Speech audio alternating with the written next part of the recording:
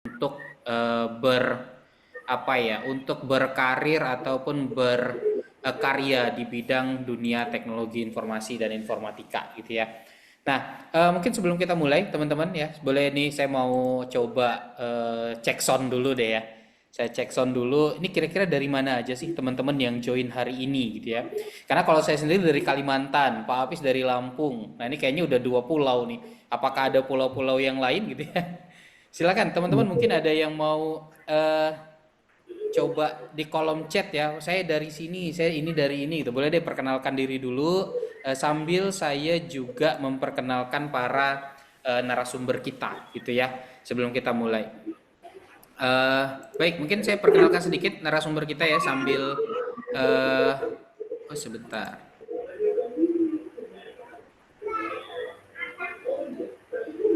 Oke, ini kayaknya oh ya, sip. Nah, jadi teman-teman, kita akan mulai kegiatan kita sebentar lagi ya. Sebelum itu saya izinkan saya untuk memperkenalkan profil dari para narasumber kita hari ini ya. Yang pertama mungkin saya perkenalkan dulu untuk nanti ada narasumber ke satu itu ada Mas Hairin Saputra ya. Halo Mas, Terlihat ya, share screen saya terdengar? Terlihat? kelihatan, kelihatan. Nah, ini narasumber pertama kita nanti teman-teman ya. Beliau sudah sangat berpengalaman sekali di bidang IT development gitu ya dan tech enthusiast dari udah 7 tahun pengalaman nih. Nah, ini luar biasa sekali. Ada Mas Khairin Saputra. Walaupun kayaknya tampilan fotonya masih agak muda ya, Mas ya. Baru lulus kuliah dulu itu, Mbak. Oh iya.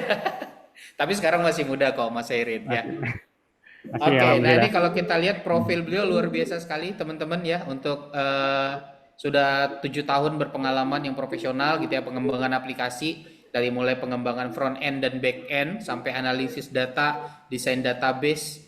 Nah berpengalaman juga dalam kerjasama dan kolaborasi dari berbagai stakeholder bisa dari instansi pemerintah, BUMN serta perusahaan digital. Nah, jadi saya rasa sudah sangat berpengalaman sekali untuk menjadi narasumber kita hari ini. Jadi Mas Herin siap ya untuk jadi narasumber pertama nanti ya Mas ya? Insya Allah siap, Pak. Udah Oke, disiapin siap. slide-nya. Baik, mantap. Terima kasih. Terus yang kedua, ini juga ada narasumber kita dari Mas Ahmad Faiz Rusdi. Izinkan saya menyapa Mas Ahmad Faiz. Halo pagi Mas. Oke, selamat pagi Mas Faiz. Nah, sedikit saya bacakan ya Mas ya, experience-nya ya. Ini luar biasa nih. Teman-teman aktifnya di Telkom Corporate University. Wah, ini luar biasa. Mulai dari training operation My DigiLearn. Nah, ini juga keren. Beliau juga LSP, tematik Nusantara dari Tasik, Malaya, Indonesia. Ya, jadi ini udah ada 3 nih, Lampung, Tasik. Tadi Mas, itu dari mana saya lupa nanyain. Mas Hairin dari mana ya Saya Mas? dari Lampung, dari Lampung. Oh Lampung, berarti Uh, sama-sama Pak Apis. Ya jadi ya,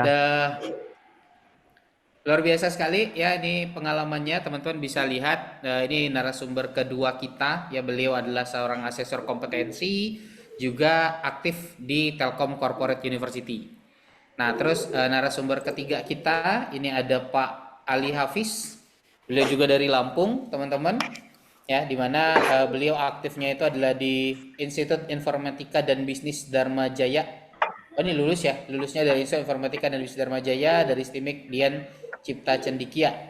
Nah kalau kita lihat sertifikasi nasionalnya luar biasa sekali Pak Hafiz. Ini setiap tahun kayaknya ada terus ya sertifikasi nasionalnya. Ini jadi inspirasi banget untuk teman-teman.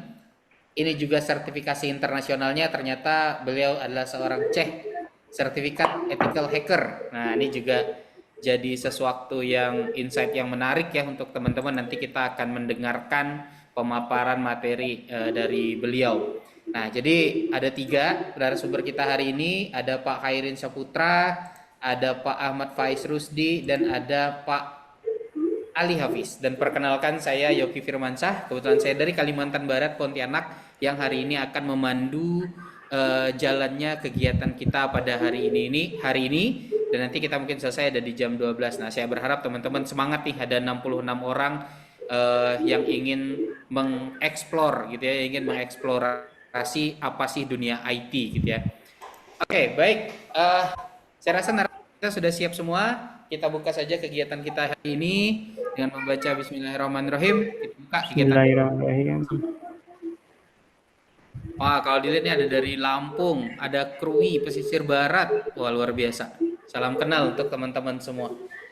Oke, untuk meningkatkan nasionalisme kita, teman-teman, sebelum mulai saya lanjutkan ke narasumber yang pertama. Mungkin ada baiknya kita mendengarkan dahulu lagu kebangsaan kita, lagu Indonesia Raya. Bentar, saya siapkan terlebih dahulu. Nah, marilah kita bersama-sama mendengarkan lagu kebangsaan Indonesia Raya.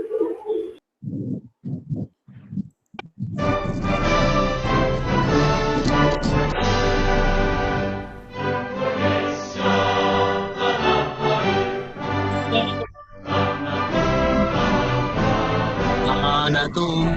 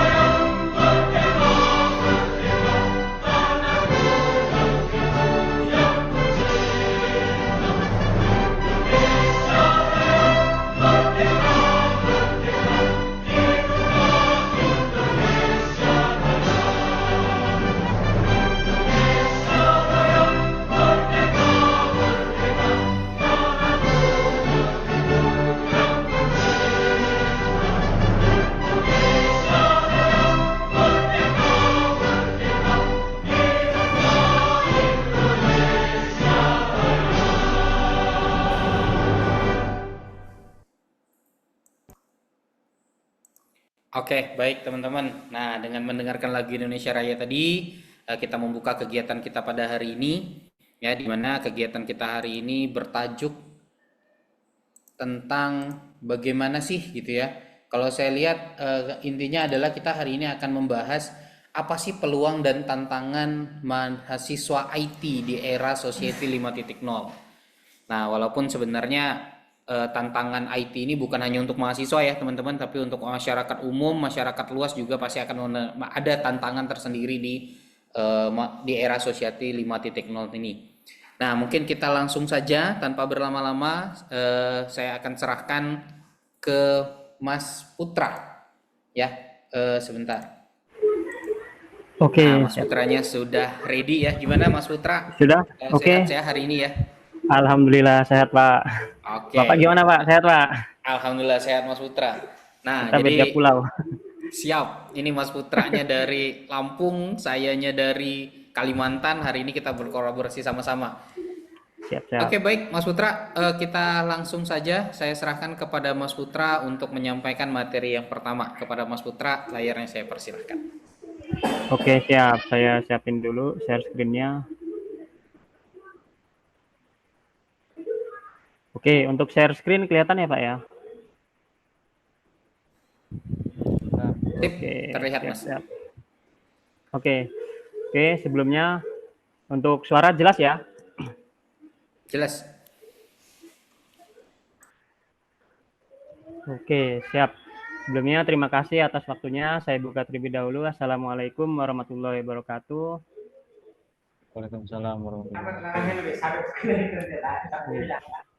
Perkenalkan saya dari Neomic ya, perwakilan dari Neomic, dan saya menjadi full stack developer di perusahaan Neomic.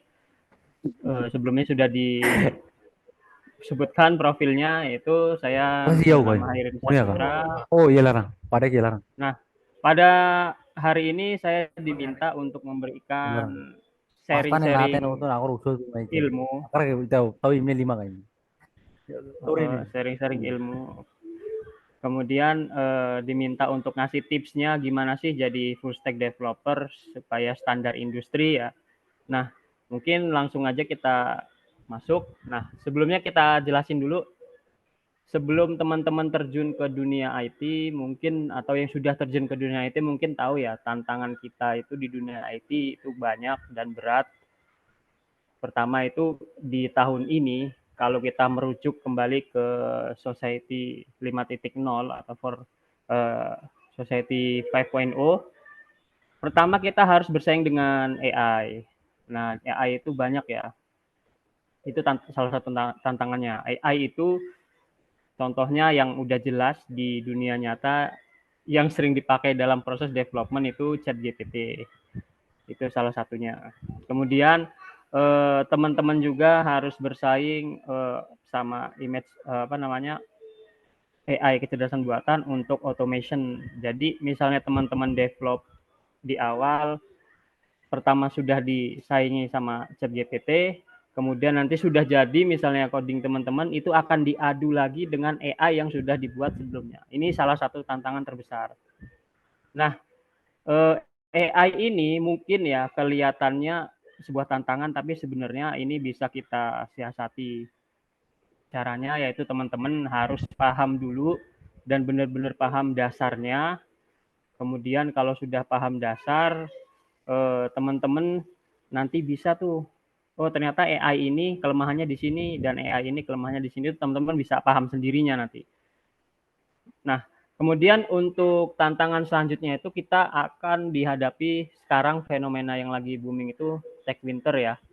Tech winter ini di mana suatu fenomena banyak startup atau industri IT itu investornya pindah haluan atau investornya sudah tidak lagi berminat di teknologi. Tapi tantangan ini ada momennya. Tantangan ini sebelumnya sudah pernah ada, kemudian booming lah waktu itu zamannya startup. Nah sekarang ternyata siklusnya kembali lagi ke sini. Dan kemungkinan ini akan hilang, tapi nanti bakal kembali lagi ke sini. Makanya di sini saya sebutkan ini tantangan di dunia IT. Jadi dunia IT itu tantangannya akan prosesnya akan sebenarnya siklusnya gitu-gitu aja ya kalau sudah lama terjun di dunia IT. Nah, kemudian kalau teman-teman mau masuk dunia IT, itu teman-teman pertama juga selanjutnya juga harus wajib update nih. Contoh, ketika kita bangun atau mau belajar menjadi full stack, awalnya kita belajar misalnya Laravel 5 ya dulu ya. Ternyata sekarang Laravel aja udah yang terbaru. Itu 5 udah jauh. Yang masih LTS itu sekarang masih 9 LTS ya. Sedangkan itu 5 ke 9 jaraknya udah jauh sekali gitu. Nah, ini teman-teman wajib update ilmunya karena di versi sebelumnya itu biasanya jauh berbeda dengan versi selanjutnya. Ada masanya ketika itu jauh berbeda, ada juga yang sama. Tapi rata-rata ketika ada versi itu beberapa modul ada yang nggak bisa dipakai. Nah, ini teman-teman wajib update. Nah, di dalam menghadapi tantangan ini, teman-teman jangan berkecil hati dulu. Kenapa ini saya tunjukin dulu tantangannya? Karena ya inilah pahitnya dunia IT, teman-teman harus paham dulu nih pahitnya aja seperti ini. Nah, di balik tantangan ini pasti ada bonus dong. Nah, peluang yang bisa kita ambil setelah kita belajar dunia IT itu, teman-teman bisa perhatikan deh, teknologi itu pasti berada di semua sektor. Pertanian ada teknologinya, kendaraan otomotif ada teknologinya, UMKM yang ibaratnya itu jauh ya dari IT itu pasti memakai teknologi IT. Minimal mereka memakai Android smartphone-nya untuk proses transaksi gitu. Kalau misalnya ada yang order, ada yang atau nyatet deh minimal banget nyatet itu pasti kan pakai teknologi ya. Kemudian di sektor lainnya pasti pada pakai teknologi. Nah, ini teman-teman bisa berpeluang di sini nih. Jadi teknologi itu tidak mungkin ditinggalkan walaupun investor yang memberikan dana untuk R&D itu sudah pada pindah ya ibaratnya. Katakanlah sekarang momennya lagi kayak gitu. Sudah pada pindah, tapi nanti bakal balik lagi nih karena teknologi nggak mungkin bisa ditinggalkan. Contohnya ketika masa kita tech winter, ternyata ChatGPT lagi gencar-gencarnya untuk develop lagi ya.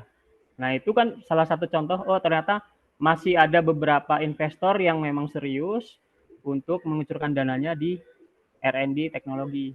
Nah, ini pasti akan jadi peluang kita. Nah, kemudian ini teman-teman kalau belajar IT, pahit-pahitnya teman-teman itu, kita bicara pahit yang tadi, teman-teman gagal nih, misalnya untuk investor yang nggak dapet, terus bisnisnya mandek, tapi teman-teman masih bisa nih.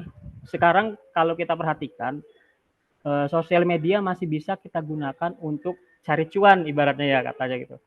Contoh kita bisa bangun YouTube, misalnya tutorial apa, atau kita bisa bikin konten TikTok tentang pemrograman atau tips dan trik, atau kita bisa juga memasarkan produk digital yang kita buat dengan teknologi di YouTube, TikTok, dan lain-lainnya. Nah, zaman sekarang ini viral dikit auto cuan, viral dikit auto cuan. Nah, jadi itu masih jadi peluang nih sebetulnya. Tanpa kita bergantung ke investor yang misalnya sudah pindah, kita bisa nih dengan cara yang lain, yaitu dengan kita coba booming, kita coba up ya ke media, kemudian kita tentukan targetnya, target marketnya, nanti insya Allah kedepannya pasti akan ada solusinya dan peluang gitu ya. Yang pasti yang perlu teman-teman ingat, setiap ada kesulitan itu pasti ada kemudahan.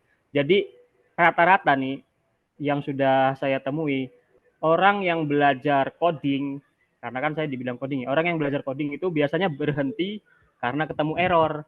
Padahal error itu akan menjadikan dia lebih lagi menguasai coding itu ya, ketika dia bisa menyelesaikan error itu. Dan nggak mungkin setiap error itu tidak ada solusinya. Pasti error itu, manusia di dunia ini kan banyak ya, pasti error itu sudah pernah ditemui manusia di dunia ini, nggak mungkin nggak gitu. Jadi solusinya teman-teman harus coba cari sampai dapet. Kalau misalnya lagi stuck nih, solusinya gimana, nanti pasti akan ada kemudahan setelahnya. Nah, kemudian untuk menjadi seorang IT, ya IT development atau IT developer atau full stack developer atau developer yang lainnya ya, yang pasti berbidang dengan coding, itu teman-teman pertama harus melakukan analisa dan logik yang matang. Ini teman-teman harus pelajari ya, analisa dan logik ini harus teman-teman pelajari di awal. Kalau misalnya kuliah itu kan memang sudah ada ya materinya. Nah, itu teman-teman jangan asal lewat aja kalau bisa. Ini harus benar-benar dipahami dan diresapi ya. Kalau bisa sampai teman-teman itu benar-benar ya udah berarti titiknya analisa dan logik itu seperti ini gitu. Harus kuasai benar ya. Nah, karena sebelum kita memulai eksekusi coding, itu teman-teman harus melakukan analisa dan menentukan logiknya terlebih dahulu. Jadi untuk jadi programmer itu nggak langsung tiba-tiba ngoding terus di deploy ternyata nggak jalan, itu salah besar itu ya. Teman-teman harus melakukan analisa dulu, kemudian tentukan logiknya gimana, itu tujuannya supaya efektif dan efisien ya. Karena kalau misalnya analisa dan logiknya udah salah, pasti codingnya akan salah. Nah, setelah itu teman-teman sudah menguasai nih, analisa dan logiknya udah dikuasai semuanya. Teman-teman harus fokus dulu nih, kalau mau jadi programmer itu teman-teman harus fokus pilih teknologi apa yang mau dipakai. Teknologi misalnya teman-teman mau jadi full stack itu bisa pakai Laravel atau bisa pakai Next.js, Express sama Mongo gitu. Itu teman-teman harus fokus tentuin. Atau mau jadi full stack Python develop bisa gitu. Itu teman-teman juga harus fokus, karena ketika teman-teman itu nggak fokus nih belajarnya, misalnya teman-teman pengen jadi full stack developer ya, kemudian teman-teman belajar nih dari dasarnya HTML, CSS, JS, tapi teman-teman tahu-tahu nanti ngeloncat belajar misalnya belajar IoT, itu kan memang masih bersinggungan, tapi itu terlalu jauh. Teman-teman harus fokus dulu, kuasai minimal teman-teman harus bisa jadi masternya dulu ya. Misalnya teman-teman belajar HTML, CSS, teman-teman harus jadi master di teknologi HTML sama CSS. Nah, ketika teman-teman sudah bisa fokus menguasai satu teknologi, nantinya ketika misalnya teman-teman, kamu bisa nggak nih develop pakai teknologi ini, itu teman-teman akan lebih mudah migrasinya dibandingkan teman-teman tidak pernah menguasai apapun itu. Nah, itu kuncinya di situ ya. Contoh, teman-teman kuasai Next.js, kemudian Express sama Mongo ya. Teman-teman diminta, kamu bisa nggak nih develop pakai Laravel? Itu pasti akan lebih mudah migrasinya karena teman-teman sudah kuasai itu. Nah, itu contohnya. Atau misalnya teman-teman diminta, misal teman-teman jadi master web developer ya. Teman-teman diminta, kamu bisa nggak nih buat aplikasi desktop, misalnya pakai apa maunya gitu, misalnya pakai Java. Itu jauh lebih mudah ketika teman-teman tidak pernah menyentuh teknologi sama sekali, ya, atau tidak menguasai teknologi sama sekali. Kalau teman-teman cuma pernah belajar gitu, pernah belajar ini, itu sama aja bohong, tidak bisa juga. Teman-teman harus fokus, pilih teknologi, kuasai itu. Harus jadi master ya. Karena kalau tidak jadi master itu belum tahu, oh ternyata selanya atau tekniknya kayak gini nih, supaya bisa menguasai sebuah teknologi pemrograman gitu ya. Nah, kemudian untuk development itu di dunia IT itu dibagi menjadi web based, Android based, ada yang jaringan ya atau networking, kemudian ini ada IT support juga. Nah, di sini web based ini berarti teman-teman fokus develop aplikasi yang berbasis web. Nah, ini teman-teman juga kalau mau terjun ke dunia IT harus bisa membedakan nih web based, Android, kemudian networking sama IT support ya. Nah, ini job desk dan tingkat kerumitannya juga ada beda-beda ya.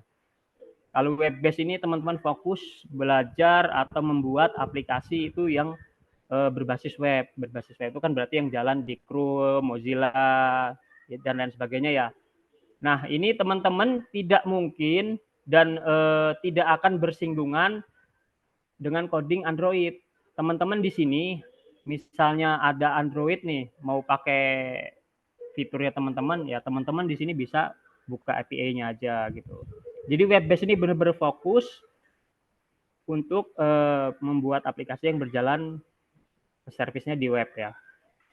Kemudian nanti ada Android based. Nah, kalau Android based ini dia fokus membuat aplikasi yang berjalan di perangkat Android ya. Ini harusnya mobile. Android atau iOS ya, itu sama. Dia khusus berjalan di perangkat yang mobile ya. Nah, Android ini biasanya mobile developer itu biasanya jika memang harus bersinggungan dengan web based, mereka tidak akan membangun servisnya sendiri, tapi minta ke web based. Jadi memang udah ada job desk-nya masing-masing ya, teman-teman. Kalau di bidang mobile itu ya udah fokus buat aplikasi mobile. Jangan nyentuh kerjaan orang lain, nanti kerjaan sendiri nggak selesai gitu ya. Jadi nanti kalau misalnya butuh service atau layanan atau data, teman-teman bisa minta ke bagian web developer ya. Oke. Nah, kita orang IT khususnya yang di bagian coding itu biasanya tidak diperkenankan untuk terjun juga ke jaringan langsung ya. Karena orang jaringan sendiri itu khusus, networking itu khusus. Karena di sini nanti ada security, network security dan lain-lain ya. Nah, ini juga sebenarnya khusus ya. Dan orang di bagian jaringan atau networking ini tidak mungkin juga mereka disuruh untuk nggarap yang Android atau yang web. Nah, ini sebenarnya job desk-nya sudah dibagi masing-masing. Nah, jadi nanti yang networking sendiri khusus untuk memberikan layanan koneksi internet, kemudian keamanan supaya internetnya itu tidak mudah dibobol dan lain sebagainya. Nah, ini khusus mereka. Jadi tugasnya developer itu ya cuman membuat aplikasi sudah jadi, nanti urusan jaringan dan lain sebagainya itu ada sendiri ya. Nah, nanti ketika ini semua sudah running, kita biasanya tidak diminta untuk melakukan maintenance. Itu ada sendiri nih IT support. IT support inilah nanti yang maintenance. Misalnya kalau kendalanya cuman jaringannya nggak connect, tidak kalau jaringan tidak connect itu biasanya nggak mungkin kita ujuk-ujuk atau langsung manggil orang jaringannya langsung. Biasanya ditangani dulu oleh IT support, baru nanti kalau misalnya sudah stuck ya, baru hubungi bagian networking. Oke. Nah, setiap bagian ini sudah memiliki job desk-nya masing-masing. Ini gambaran kalau kita kerja di dunia industri IT ya. Nah, pembuatan software itu biasanya tujuannya itu untuk mempermudah. Kalau softwarenya itu mempersulit pekerjaan, berarti tujuan itu tidak tercapai ya. Nah, kemudian untuk roadmap-nya, nah ini saya akan share roadmap. Roadmap itu alur belajar ketika kita ingin menjadi programmer ya. Di sini programmer, kalau di sini udah didesain juga untuk cyber security ya. Nah, misalnya teman-teman ingin belajar, saya pengen belajar jadi front end. Contoh front end itu yang mengatur atau yang membuat tampilan antar mukanya ya. Itu apa aja sih roadmap-nya? Nah, ini di sini teman-teman bisa klik ya. Nah, kalau front end itu teman-teman pertama harus menguasai HTML, CSS, ini dasar ya, JavaScript. Nah, kalau misalnya yang tadi saya bilang teman-teman itu nggak fokus kuasai teknologi ini, ya tidak mungkin teman-teman bisa jadi front end developer. Gitu. Jadi teman-teman harus kuasai ini jadi masternya, ini jadi masternya, ini jadi master, barulah teman-teman bisa disebut yang namanya front end developer. Nah, kemudian setelah ini, nah ini sebenarnya dibagi front end nanti kalau sudah selesai, di sini teman-teman harus kuasai juga control version. Jadi aplikasi itu kan ada versinya, itu harus teman-teman kontrol ya. Nah, setelah teman-teman kuasai basicnya, kalau mau jadi front end dev, kenapa saya bahas yang front end? Karena di full stack itu pasti bersinggungan dengan front end ya. Nah, teman-teman setelah kuasai front end, nanti pasti ke back end, tapi kita bahas yang front dulu. Nah, teman-teman kuasai HTML, CSS, JavaScript, itu belum bisa full disebut front end. Karena teman-teman masih native ya, ibaratnya kalau kita ngomong itu masih native. Itu belum di-convert ke framework ya. Framework untuk front end itu ada di sini nih, ada React.js, ada Vue.js, ada Angular, sekarang itu ada Next.js, banyak ya untuk front end-nya. Nah, ini teman-teman juga harus pilih salah satunya aja. Jangan dikuasai ketiganya, karena nanti teman-teman malah nggak fokus. Kalau sudah bisa React, baru boleh kuasai Vue. Tapi kalau misalnya belum bisa ketiganya, pilih salah satunya dan fokus. Nah, kalau sudah, nanti teman-teman barulah bisa nih. Misalnya teman-teman sampai sini aja nih, itu udah bisa disebut front end. Karena ketika teman-teman sudah kuasai ini, otomatis yang bawah ini pasti ngikut. Nah, di sini ya. Nah, di sini kalau teman-teman sudah kuasai materi ini atau roadmap ini, teman-teman biasanya diminta untuk baru pindah ke teknologi lain. Nah, ini ya. Di roadmap.sh saja itu memberikan roadmap fokus menguasai teknologi ini. Kalau sudah baru boleh berpindah ke teknologi lain. JavaScript dengan TypeScript itu mirip, tapi kalau teman-teman tidak menguasai dasar ya JavaScript, tidak mungkin juga bisa langsung ke TypeScript gitu. Atau Node.js yang Node.js untuk backend ya. Nah, ini untuk yang front end. Kemudian kalau full stack itu kita harus buat front end, kemudian kita juga harus persiapan back end. Nah, back end-nya di sini. Nah, back end itu teman-teman harus kuasai database ya. Kalau mau jadi back end developer, teman-teman harus kuasai database, kemudian teman-teman pilih teknologi apa yang mau dipakai. Ada Go, ada Rust, ada Java, C#, PHP, JavaScript, Python, Ruby ya. Kemudian teman-teman juga harus tetap di sini harus kuasai control version ya. Ini wajib. Nah, teman-teman juga harus kuasai database-nya. Nah, ini kalau mau jadi back end ya. Nanti teman-teman bisa cek sendiri untuk detailnya ada di roadmap.sh. Nah, ini nanti kalau sudah selesai back end sampai bawah, barulah teman-teman boleh pelajari DevOps. Tapi kalau teman-teman sudah kuasai ini semua ya.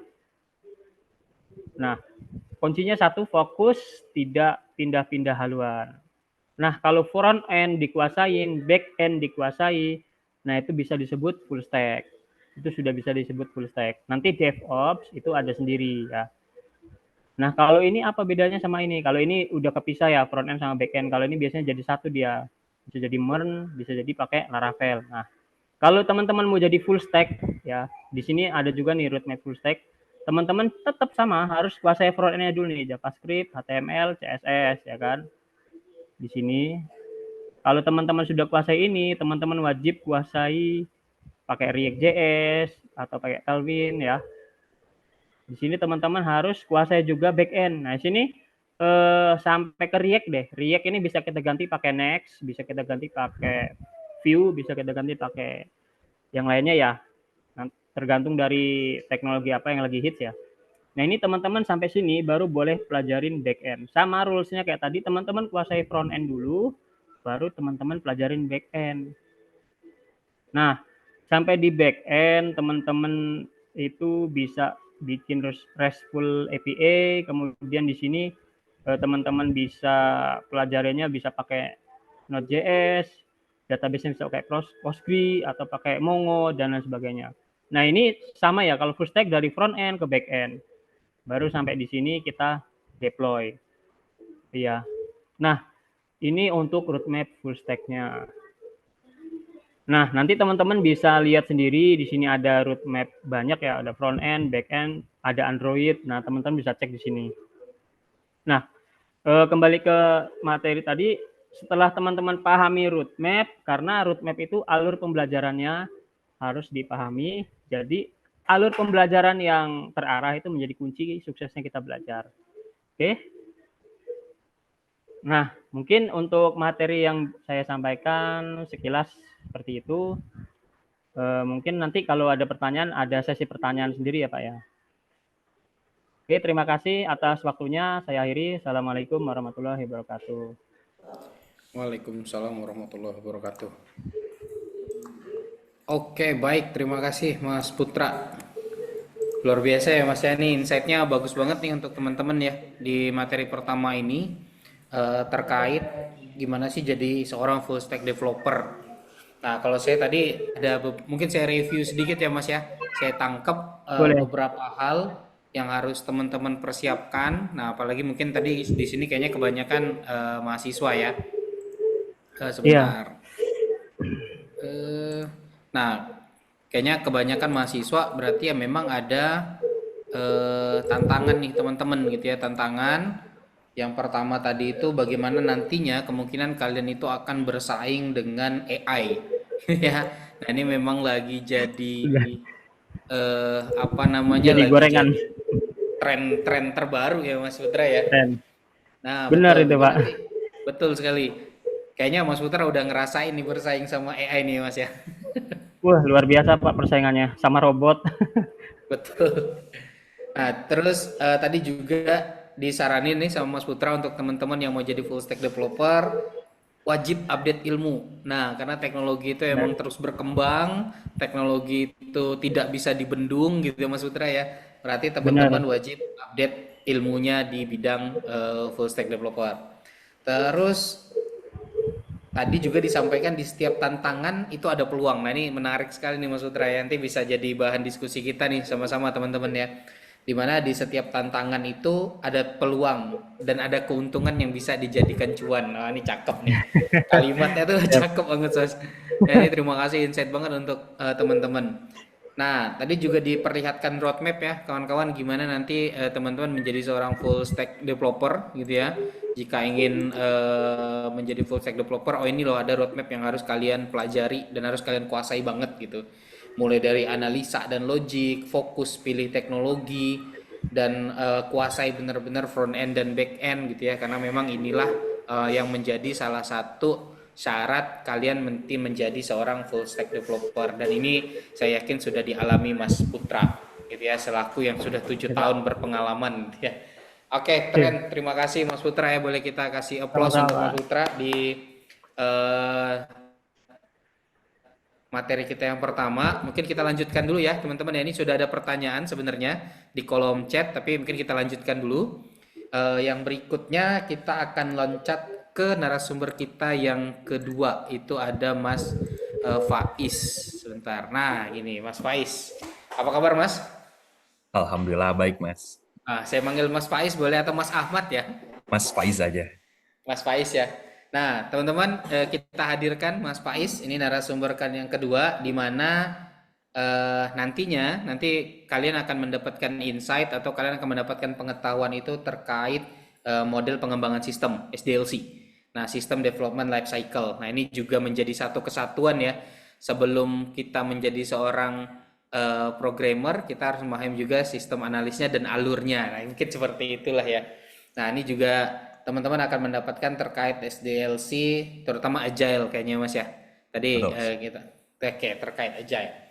Oke, mungkin tidak berlama-lama teman-teman karena waktu kita juga cukup sempit. Mungkin saya ingatkan juga ya ke teman-teman kalau yang ingin bertanya, silakan langsung aja tuliskan di kolom chat. Nanti saya catat di akhir kita akan adakan tanya jawab. Yang mau bertanya secara langsung juga nanti akan kita persilahkan kalau waktunya cukup. Oke, baik. Kalau begitu saya langsung serahkan kepada Mas Ahmad Faiz selaku narasumber kedua kita yang akan membahas tentang model pengembangan sistem. Kepada Mas Faiz saya persilahkan. Terima kasih Mas Yoki, izin share screen teman-teman semua.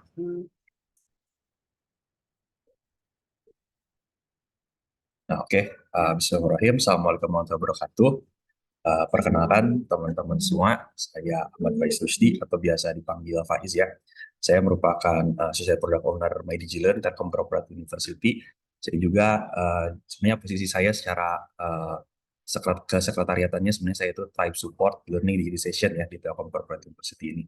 Nah, Telkom Corporate University ini jangan disamakan sama Telkom University ya, beda. Kalau misalnya Telkom University kan itu benar-benar ya universitasnya punya Telkom gitu kan yang di-manage oleh Yayasan Pendidikan Telkom. Nah, kalau Telkom Corporate University ini adalah tempat belajarnya para pegawai-pegawai Telkom, pegawai Telkom yang udah bekerja, yang biar mereka bisa belajar lagi setelah terdaftar, setelah masuk bekerja di Telkom, nah mereka belajarnya di sini. Oke, kalau ngomongin pengalaman saya, sebenarnya pengalaman saya ini bisa dijadikan 3 poin utama saja. Pertama dulu saya sempat menjadi trainer di Trainoket Indonesia, yaitu di Jakarta. Kemudian saya juga sempat jadi asesor di LSP Tematik Nusantara, dan kemudian yang saat ini kerjaan saya di Telkom Corporate University. Nah, ngomong-ngomong soal tantangan di dunia kerja nih, kalau misalnya tadi kan kita udah bahas tentang mengenai teknikalnya ya, bagaimana menjadi seorang full stack developer. Nah, kalau misalnya sekarang saya mau ngejelasinnya ini mengenai SDLC, Software Development Life Cycle-nya.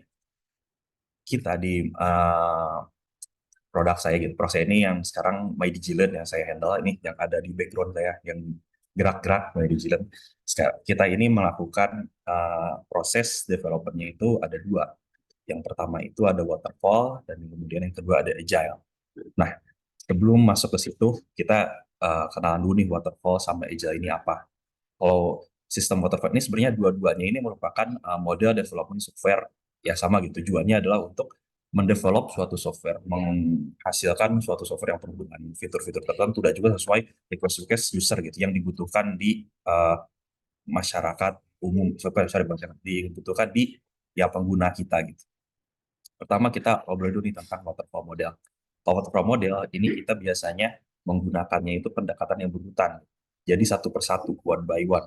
Gimana ketika misal ketika kita melakukan assessment mengenai product requirement, itu kita harus benar-benar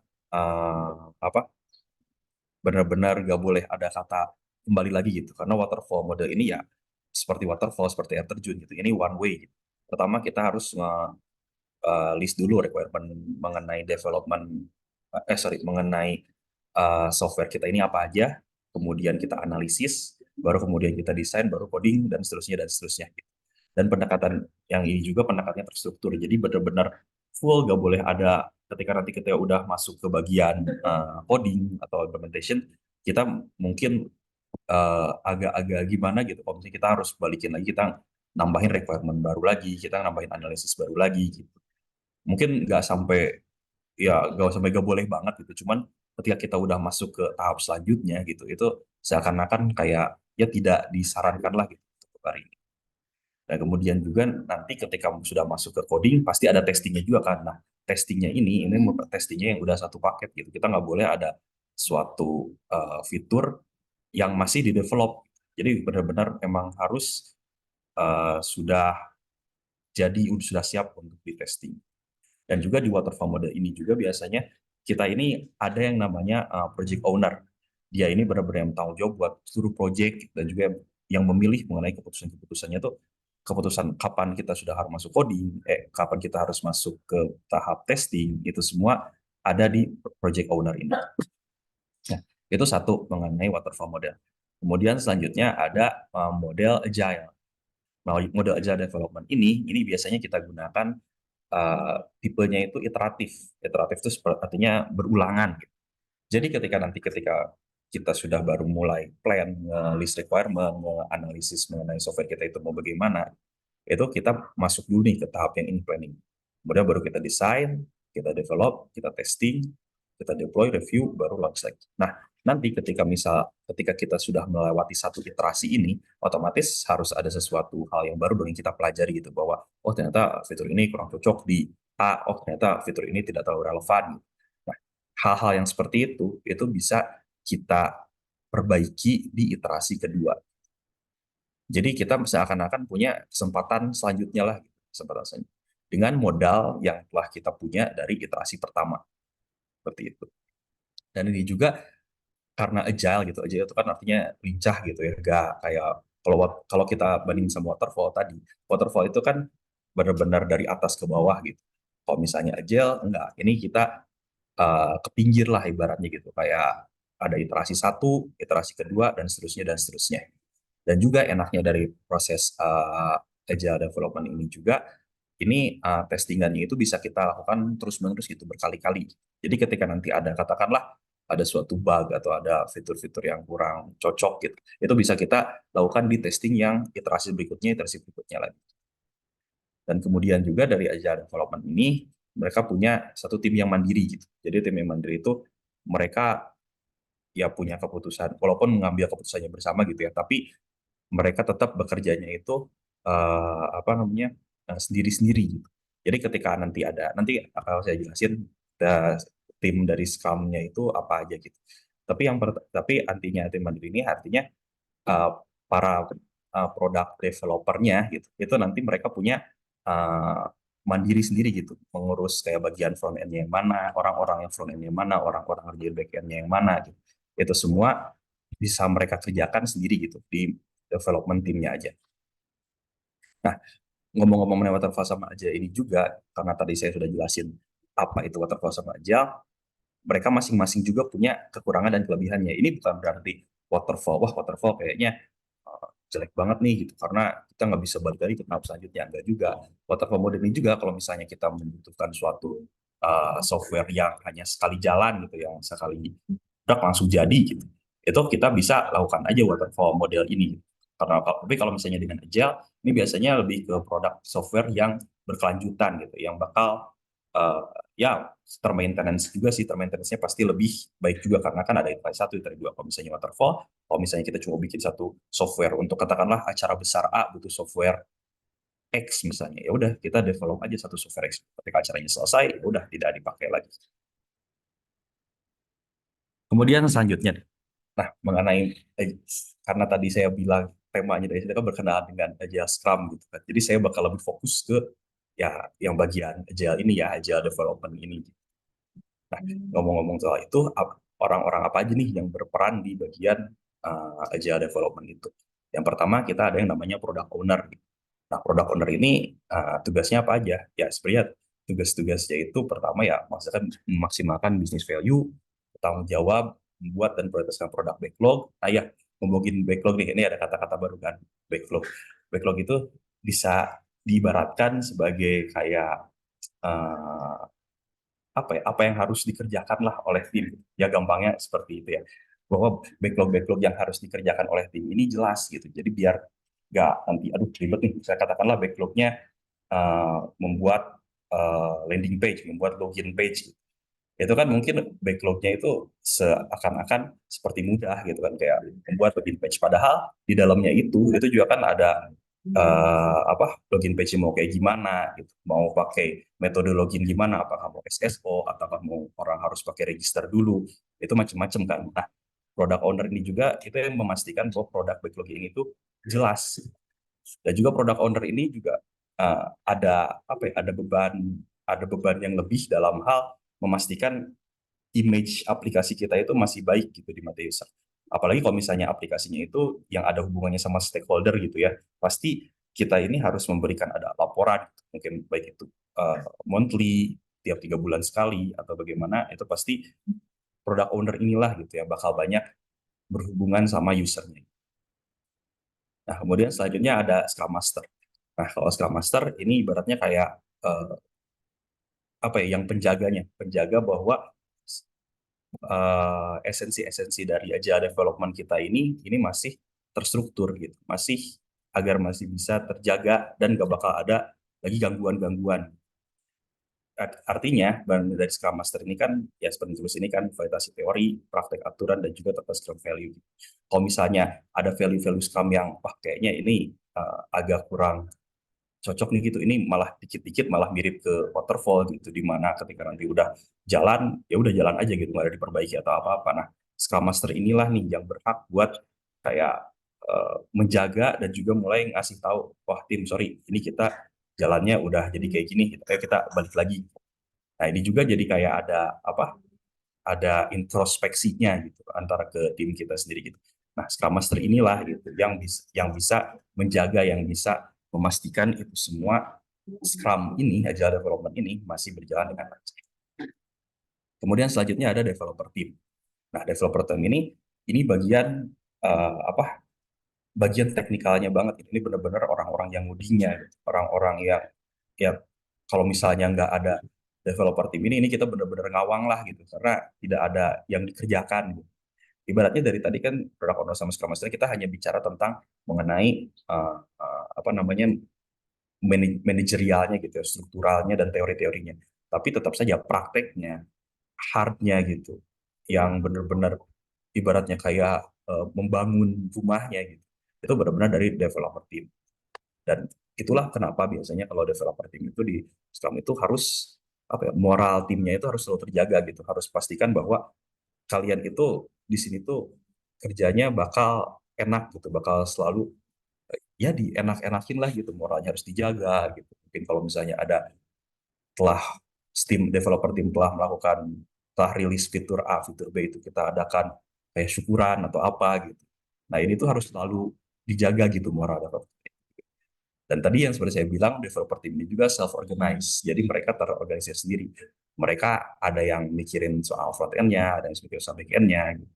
Ada SA-nya juga. Kita semua mereka di developer team ini. Nah, lanjut selanjutnya ke Scrum Event. Scrum Event ini yang ada di Agile Development ini, itu semua ada best practice-nya. Ada cara praktek yang sesungguhnya gitu. Dan ini Scrum Event ini adalah apa yang dikerjakan oleh Scrum Master, apa yang mereka jaga dan apa yang mereka ibaratnya kan kalau tadi developer team itu kan itu bagian ya membangun rumahnya gitu. Kalau Scrum Event ini bagian kayak pelaporannya gitu, pembagian introspeksinya, bagian bagaimana Scrum Event itu bakal harus selalu berjalan itu best practice-nya seperti ini. Yang pertama nih, kalau kita obrolin, kita ada yang namanya sprint planning. Ini biasanya kita kerjain di awal-awal. Jadi mulai dari sprint planning, dalam satu sprint, oh iya sorry, saya belum jelasin soal sprint. Jadi sprint itu ibaratnya satu life cycle ini. Satu cycle, satu iterasi ini. Satu iterasi ini kita biasa sebut dengan sprint. Ini sprint 1, sprint 2, nanti ada lagi sprint 3, dan seterusnya, dan seterusnya. Sampai kapan sprint ini, iterasi ini berjalan, itu tergantung dari kebutuhan usernya. Kalau misalnya usernya butuh ya cepat, otomatis sprintnya sesedikit mungkin. Tapi kalau misalnya butuh agak lama gitu, fiturnya tidak terlalu krusial, mungkin sprintnya bisa diperpanjang juga. Enaknya ya buat para tim developer biar bisa dapat waktu yang lebih lama juga, tapi gak enaknya ya kita harus baik-baik lah ke user kita gitu, ke stakeholder, ngasih tahu bahwa wah fitur ini akan butuhkan waktu yang lumayan lama. Oke, balik lagi ke sprint. Tadi dalam satu iterasi itu, dalam satu putaran yang tadi saya tunjukin, itu event-eventnya seperti ini. Ini merupakan best practice-nya yang sebaiknya dilakukan oleh para Scrum Master gitu. Yang pertama ada yang namanya sprint planning. Di mana di sprint planning ini biasanya kita kasih best practice-nya itu satu kali setiap satu sprint kan. Ini kalau misalnya saya contohin di sini, ini 4 jam. apa aja nih yang dibahas saat sprint planning? Pertama, kita menentukan sprint goal ini. Kira-kira dalam satu sprint ini kita mau tujuan kita ini apa? Nah, ketika udah ketemu tujuannya, baru kita masuk ke backlog, product backlog. Apa yang mau kita kerjain? Kemudian ketika kalau misalnya sprint planning ini sprint planning pertama banget, gitu ya, mungkin kita nggak perlu bahas kinerja terkini dan kinerja sebelumnya gitu, karena kita belum pernah berjalan juga gitu. Cuma mungkin ini ketika ini iterasi pertama kan sprint pertama, di sprint selanjutnya baru kita bisa bahas kinerja terkininya gimana dan juga kinerja sebelumnya itu seperti apa. Nah, kemudian selanjutnya ada yang namanya daily scrum.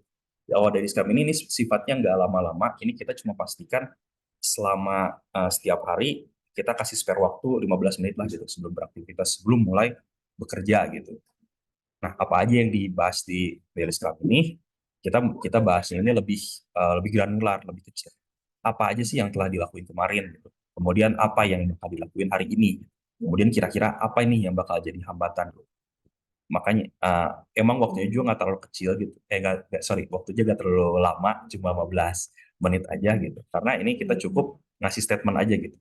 Kemarin saya ngelakuin ini, hari ini saya akan ngelakuin ini, hambatannya kira-kira ini. Nah, kalau soal pembahasannya gitu, kalau bilang, loh itu kenapa bisa jadi hambatan ini? Itu dilakukannya di luar dari Scrum ini, karena ini 15 menit ini emang kecil, emang sedikit, emang sebentar gitu. Dan itu emang dibuat seperti itu, seenggaknya agar orang-orang satu tim itu tuh aware gitu, satu tim itu sadar bahwa oh ternyata si orang ini sedang mengalami hambatan ini, oh ternyata si orang ini lagi ngerjain ini. Itu intinya dari Scrum ini. Kemudian selanjutnya ketika sudah akhir akhir sprint gitu ya, ketika katakanlah kita contohnya satu sprintnya 2 minggu gitu, sprint planning ini kini kita katakan di Senin, kita lakukan di Senin minggu pertama, kemudian daily scrum kita lakukan terus Senin minggu, Selasa minggu pertama, Rabu minggu pertama, Kamis minggu pertama, Jumat minggu pertama, kemudian Senin minggu kedua dan seterusnya, baru nanti di terakhir katakanlah di hari Jumat minggu keduanya gitu, kita adakan yang namanya sprint review. Sprint review itu kita uh, ibaratnya itu ibaratnya nunjukin apa aja sih gitu yang telah tim-tim kita lakukan, terutama developer tim gitu kan. Kita demokan nih kira-kira pekerjaan yang selesai ini apa. Kemudian juga kita nge-review produk backlognya. Produk backlog yang kemarin udah didefinisikan di sprint planning di awal-awal, itu apakah telah selesai atau belum. Dan kalau misalnya belum selesai, ya apa sih yang apa sih yang belum selesai pertama, kemudian dan kenapa belum selesai ini. Cuman baiknya sih ya, bagusnya gitu, best practice-nya, karena setiap hari ya kita selalu ditanya, kira-kira hambatannya apa sih gitu dalam pekerjaannya, kira-kira apa yang bisa kita bantu. Harusnya ya insya Allah bagusnya gitu ya. Semua produk backlog ini sudah dikerjakan juga.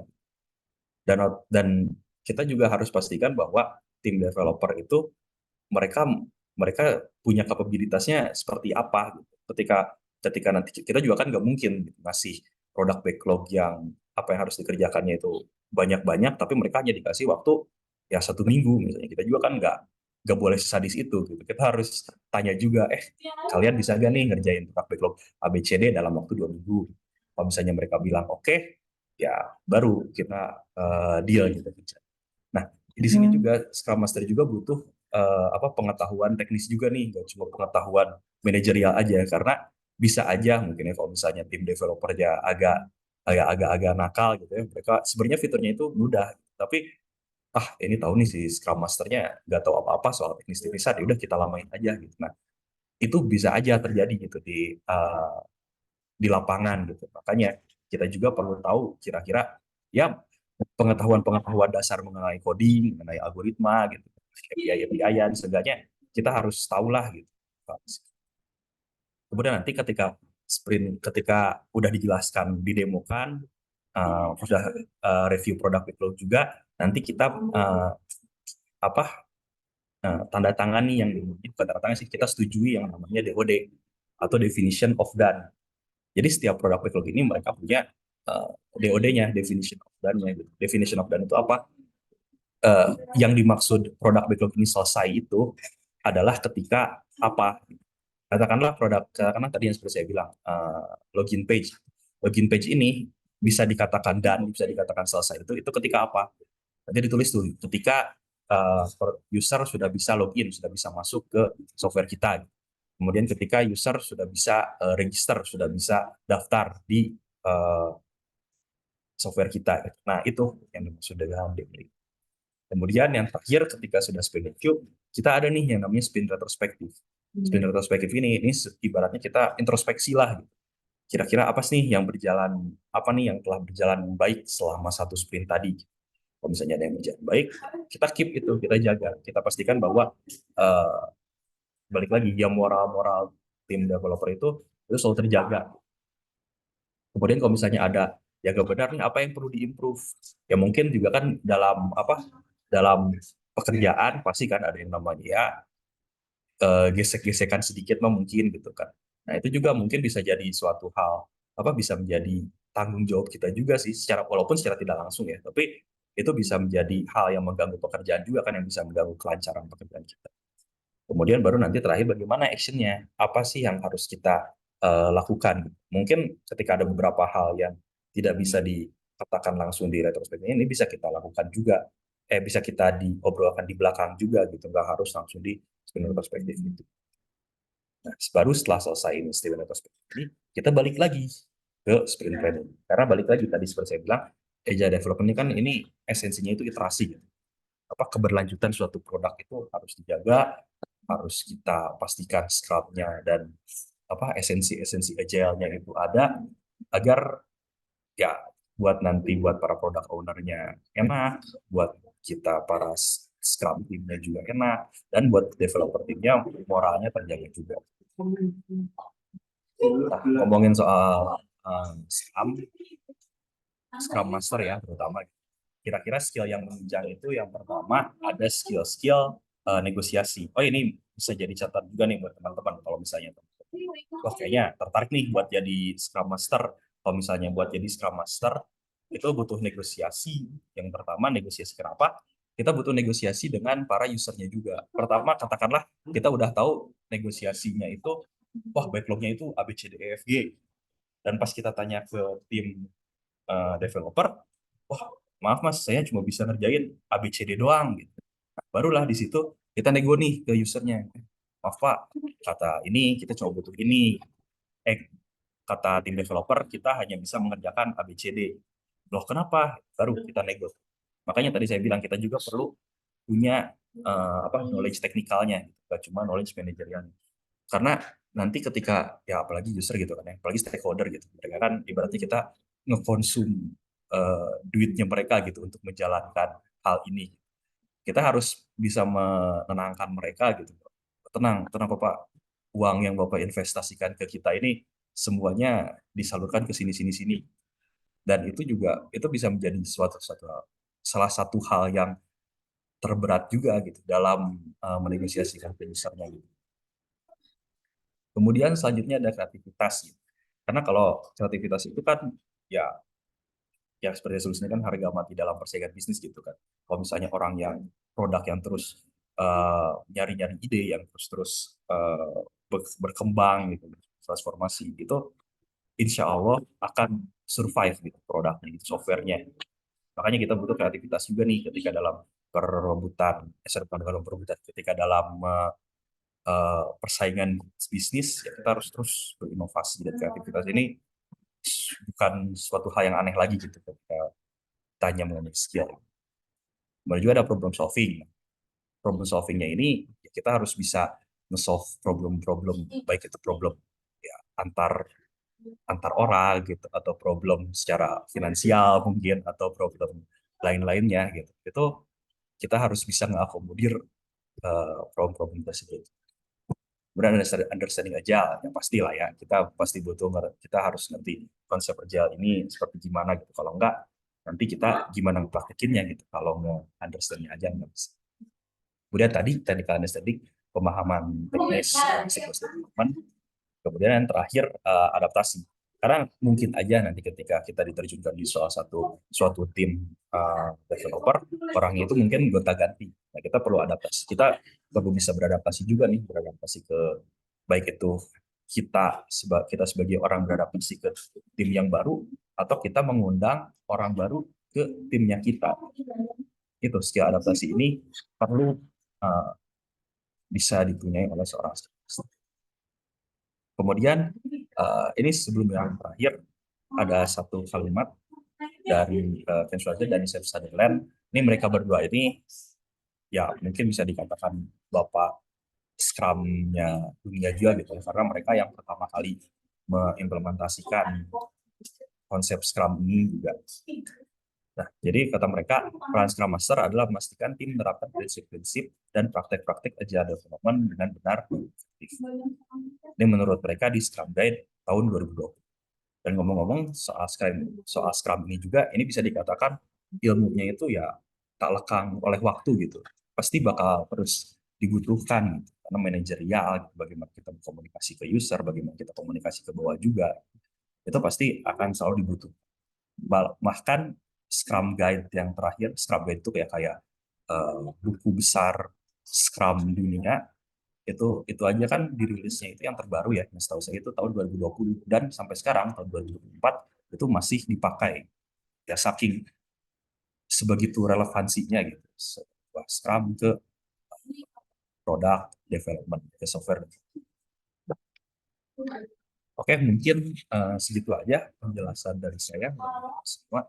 Intinya kalau misalnya pengen jadi Scrum Master, ya mungkin itu lebih ke suatu pekerjaan yang harus bisa menjaga esensi dari suatu konsep ya, harus bisa berani mengatakan bahwa konsepnya itu seperti ini, dan kita juga harus bisa dengan percaya diri menerapkan konsep-konsep tersebut agar nanti semua hal yang dibutuhkan oleh software developer dan juga software development secara keseluruhan itu terjaga dan akan terus digunakan.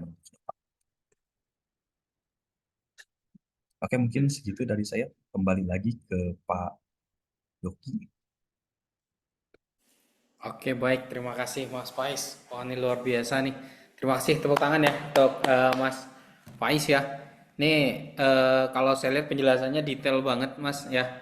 Jadi kalau saya ini dari mulai, mungkin sedikit saya kembali ya, sedikit saya review teman-teman sebelum kita masuk ke agenda berikutnya.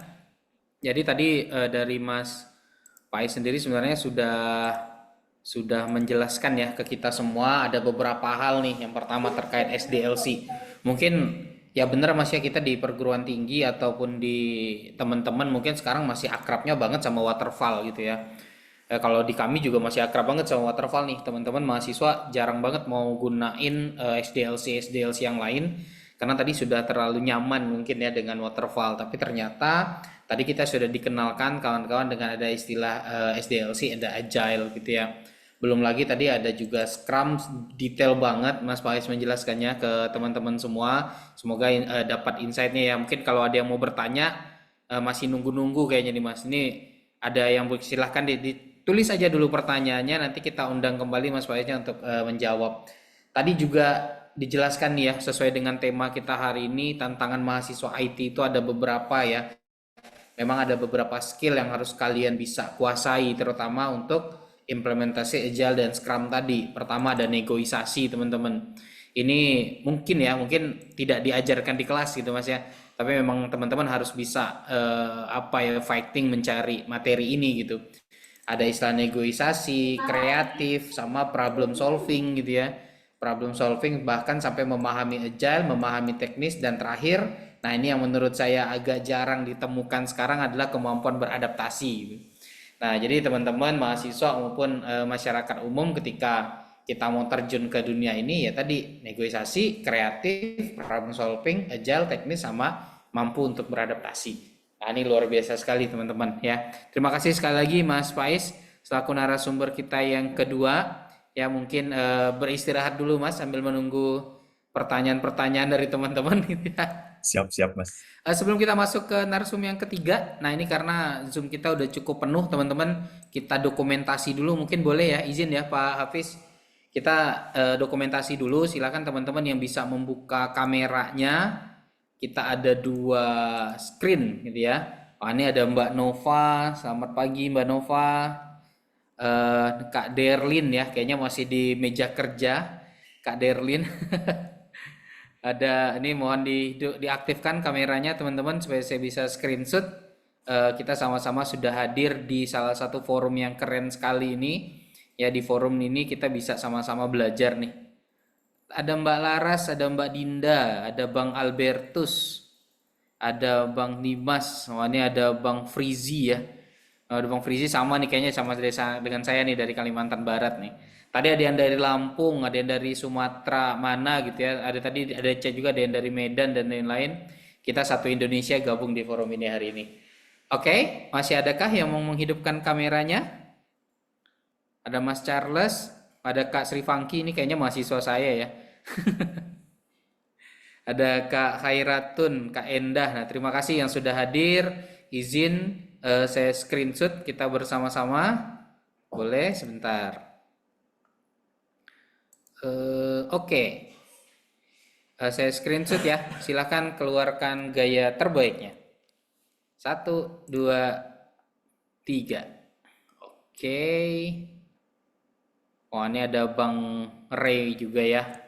Sebentar, saya simpan dulu. Oke, sebentar satu kali lagi teman-teman. Ya boleh silahkan. 1, 2, 3. Oke. Ini yang saya capture sepertinya hanya yang ada kameranya aja ya. Sebentar, saya show. Oke. Halaman kedua. Nah, ini ada Pak Mariono, ada Mbak Eva. Nah, ada seniman kita nih Bang Ray Markus. Oke, 1, 2, 3. Oke, sip. Sudah. Nah, oke, terima kasih teman-teman ya yang sudah stay sampai udah ini jam 11.13. Nah, saya silahkan sekali lagi saya mengundang untuk teman-teman untuk yang ingin bertanya silahkan ditujukan saja ke siapa gitu ya. Misalnya pertanyaan untuk Mas Putra, pertanyaan untuk Mas Faiz gitu ya. Nah, ini yang tiga nih, yang terakhir pemateri kita, narasumber kita, rekan saya dari Lampung ya, dari DCC.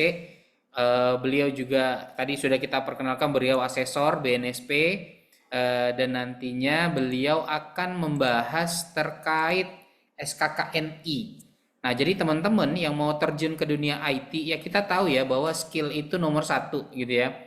Bahkan ada quotes nih, nggak perlu ijazah yang penting skill gitu ya. Oke, bener gitu. Cuman pertanyaannya skill kalian tuh diakuinya dengan apa gitu ya. Kan itu pertanyaannya. Kalian bilang oh saya jago main layangan misalnya, diakuinya dengan apa skill kalian? Nah, skill saya jago di bidang IT, tapi diakuinya dengan apa? Nah, ini akan dikupas gitu ya. Ini akan dibahas sama Pak Hafiz ya. Kalau saya biasanya Pak Hafiz ini adalah seorang asesor kompetensi BNSP, teman-teman. Saya yakin teman-teman akan mendapatkan insight-nya kira-kira sebelum kita untuk melakukan sertifikasi kompetensi gitu ya, apa sih yang perlu dipersiapkan. Nah, mungkin saya akan langsung undang Pak Hafiz. Nah, ini dia Pak Hafiz. Gimana Pak? Sehat? Alhamdulillah sehat Pak. Oke, nah silahkan mungkin kita langsung aja Pak Hafiz ya. Eh, saya serahkan langsung kepada Pak Hafiz untuk membahas tentang kompetensi SKKNI. Kepada Pak Hafiz saya persilahkan. Oke, terima kasih Pak Yogi atas kesempatannya ya. Di sini saya izin share screen dulu ya. Oke, terlihat ya teman-teman. Baik, Assalamualaikum warahmatullahi wabarakatuh. Selamat pagi, salam sejahtera buat kita semua. Ya, salam kenal dengan teman-teman semua di seluruh Indonesia. Di sini saya sangat senang sekali ya bisa berbicara, bisa berkomunikasi, bisa sharing-sharing secara virtual ya di media Zoom ini. Eh, di sini ya karena temanya kita adalah tentang peluang dan tantangan ya untuk mahasiswa IT di era Society 5.0 yang dimana penggunaan teknologi sekarang itu sudah masif sekali, artinya tidak bisa tidak kita itu akan menggunakan teknologi ya untuk kegiatan kita sehari-hari. Nah, di sini ya karena memang basic kita itu adalah mahasiswa IT, ya artinya kita secara moral itu memiliki beban kita untuk menguasai IT. Bayangkan ketika kita kuliah IT baru semester 1 disuruh gitu ya mengerjakan project misalkan buat website. Bisa bikin website nggak? Bisa bikin jaringan nggak? Nah, pusing banget kan kalau digituin ya. Padahal kita baru belajar yang namanya dasar-dasarnya pengenalan teknologi dan lain sebagainya. Sedangkan beban moral kita tuh tinggi. Kemudian selanjutnya ketika kita misalkan sudah kerja, biasanya itu ditanya kalau kita lulusan sarjana komputer, kita ditempatkan atau kita dikasih tugas yang itu dasar-dasar memiliki pengetahuan IT atau kompetensi teknik di bidang IT. Nah, kalau kita nggak bisa, wah repot sekali ya nantinya. Nah, di sini sebenarnya tujuannya adalah untuk memberikan insight ya, bagaimana sih di medan kerja gitu nantinya ya. Mungkin di sini teman-teman ada yang sudah kerja ya, sebagian gitu, kuliah sambil kerja, atau nanti teman-teman ada yang mau lulus nih, mau lulus dari kuliah yang memang jurusannya itu jurusan IT. Nah, di sini apa saja sih kompetensi yang dibutuhkan dalam dunia kerja? BTW ini pertanyaan ya, bagi yang mau lulus atau bagi yang masih kuliah ya, sudahkah siap kerja? Ini sebenarnya pertanyaan yang memang dibutuhkan ya untuk mereka yang mau kerja. Nah, kalau mereka yang mau usaha ketika lulus ya pertanyaan ini mungkin nanti justru eh, mencari tenaga kerja. Nah, itu bagus juga tuh idenya ya. Jadi lulus dari kuliah jurusan IT, kalau nggak jadi tenaga kerja di bidang IT, itu jadi pengusaha atau startup di bidang IT ya.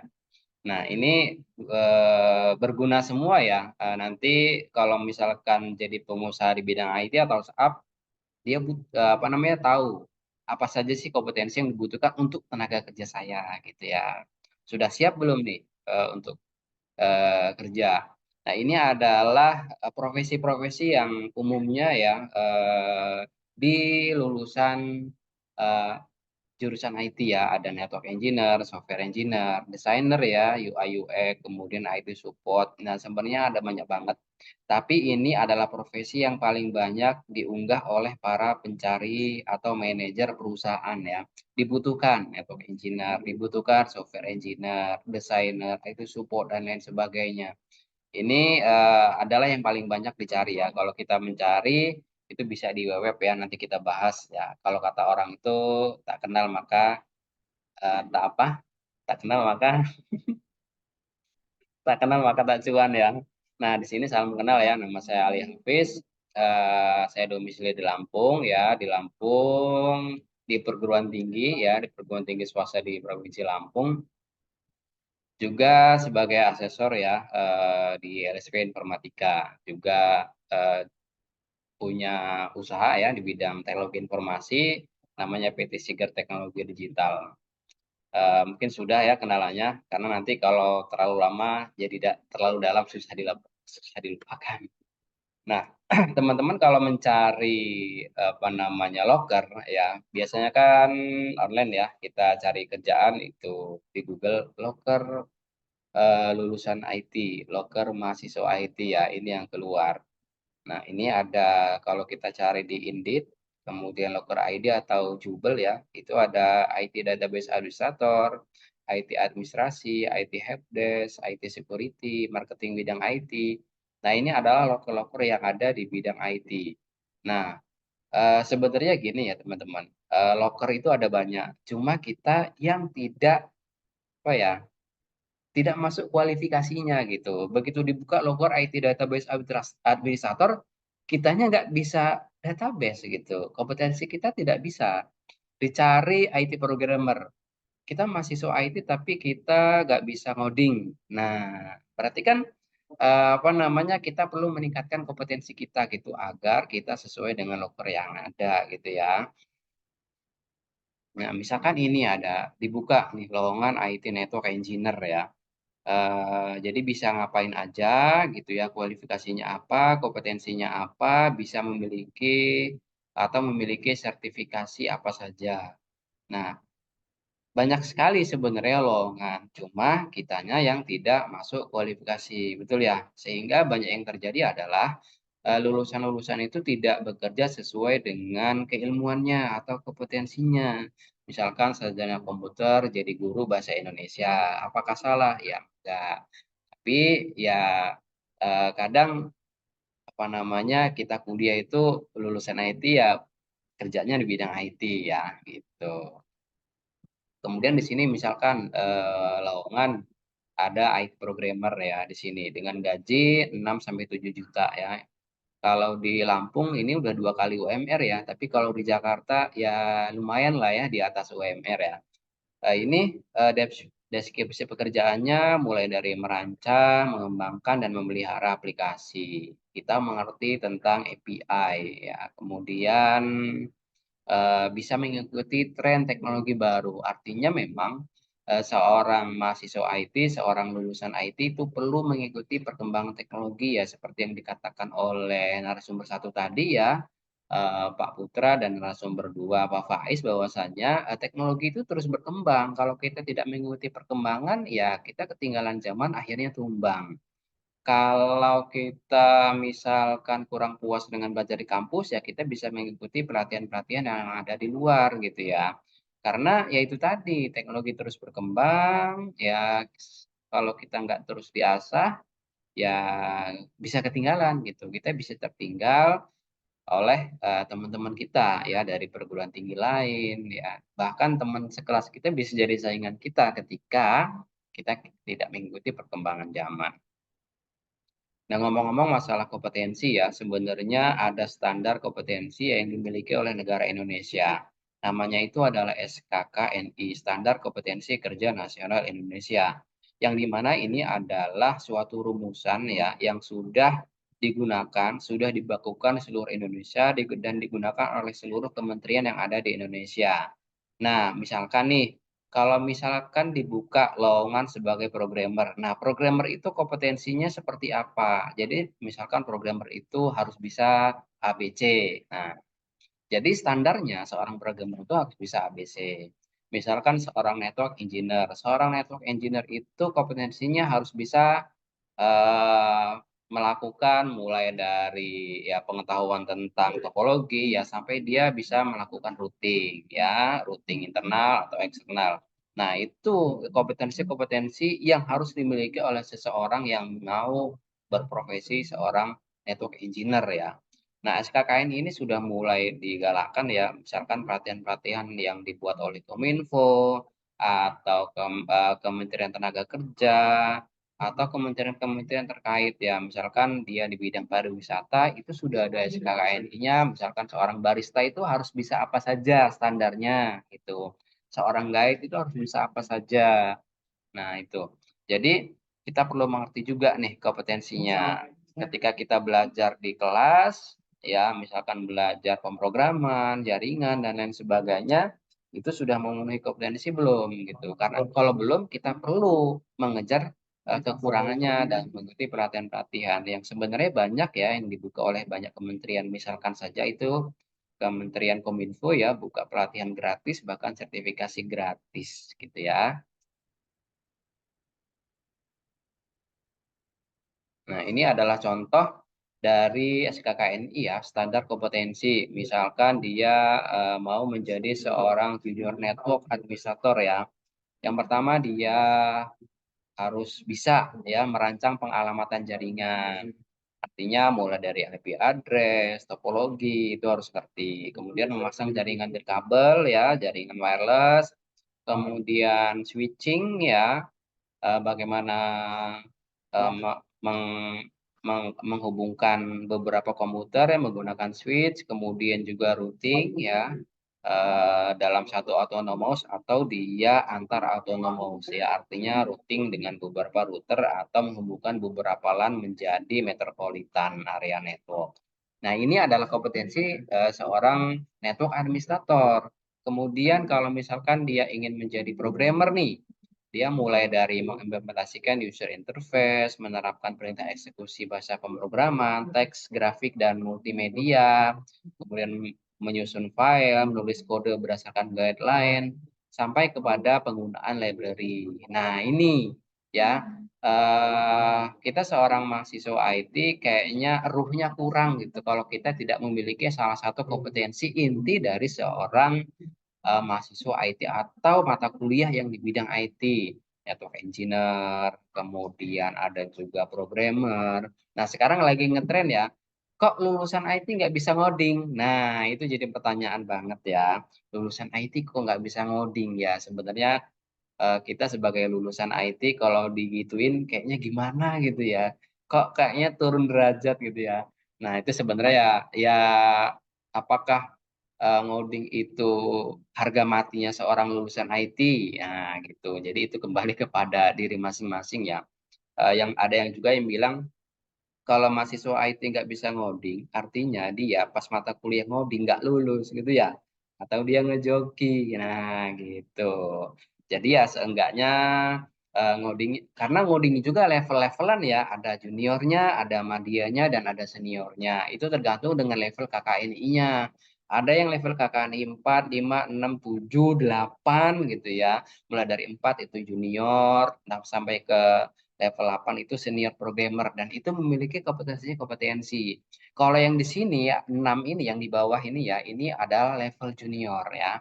Itu level junior, lulusan kuliah itu masih boleh lah ya level junior. Artinya seenggaknya dia bisa bikin halaman login, masuk, validasi ya, kemudian penggunaan apa namanya dalam penulisan codingnya itu menggunakan coding guideline dan best best practice ya itu.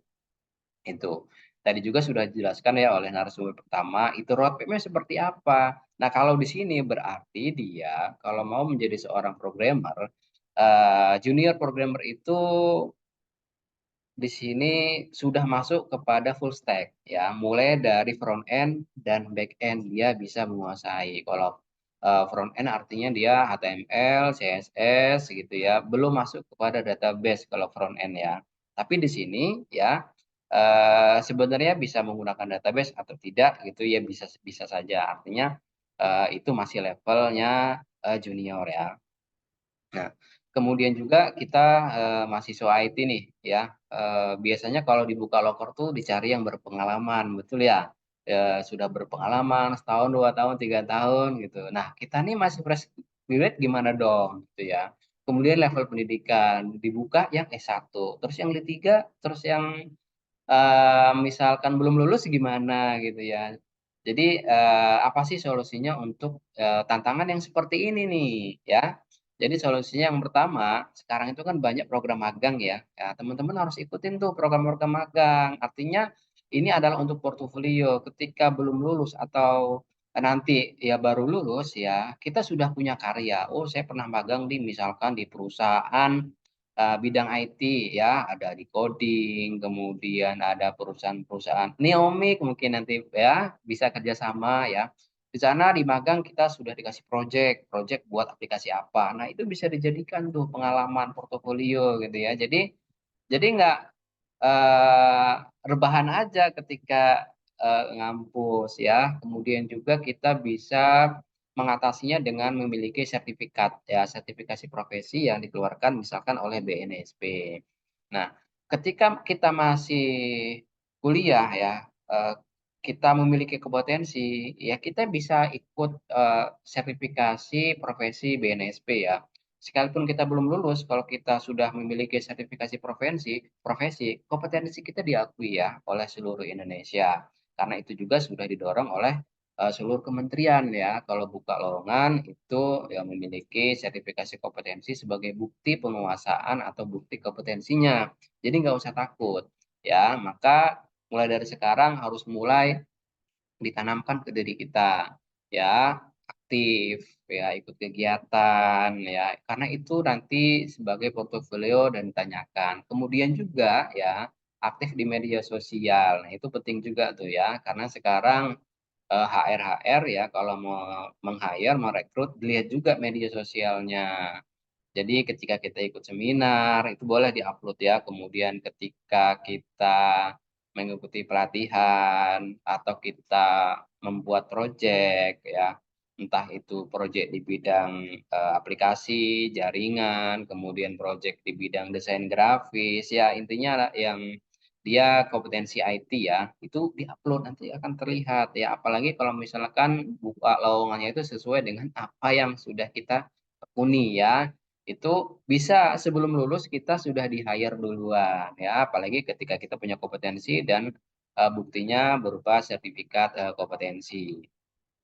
Nah, eh di mana sih tempat belajarnya ya? Kalau misalkan kita belajar di kampus itu kurang, wah belajar di kampus kan kita sehari satu mata kuliah cuma 16 SKS. Ya, 16 kali pertemuan. Satu kali pertemuan 1,5 jam. Kalau dirasa kurang, ini banyak banget ya tempat kita belajar ya. Belajar itu gratis. Ya, gratis, tidak dipungut biaya apapun, bahkan kadang dikasih pengganti kuotanya. Enak kan? Nah, bisa tuh ya dibuka di talent.kominfo.go.id ya, itu bisa di sana kita belajar. Kemudian di e-training Kemenaker Go.id atau teman-teman ada yang dapat kartu prakerja, boleh juga ya.